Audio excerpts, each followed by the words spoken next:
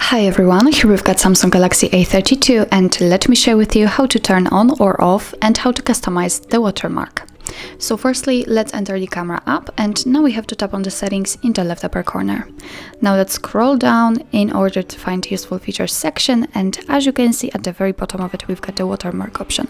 You can turn it off or on just by tapping on the switcher right here, and this is how it works, but we can also customize it. So let's tap on it, and as you can see here we've got the preview, let's say the sample picture on which we will be able to check the watermark. So let me turn it on right here, and as you can see it immediately appears right here. So defaultly we've got the Samsung quad camera, so it is unchangeable, we cannot change it, but we can adjust the second line of it. So we can remove shot with my Galaxy A32 and put something which we would like to see. So for example your name, surname, or the company name. So let me enter HardReset.Info.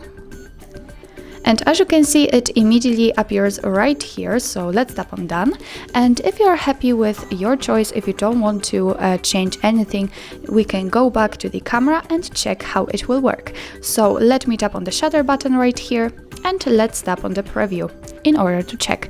And as you can see here we've got our newly taken photo, and here we've got the watermark. So well, actually that's all. This is how to manage the watermark in your Samsung Galaxy A32. Thank you so much for watching. I hope that this video was helpful, and if it was, please hit the subscribe button and leave the thumbs up.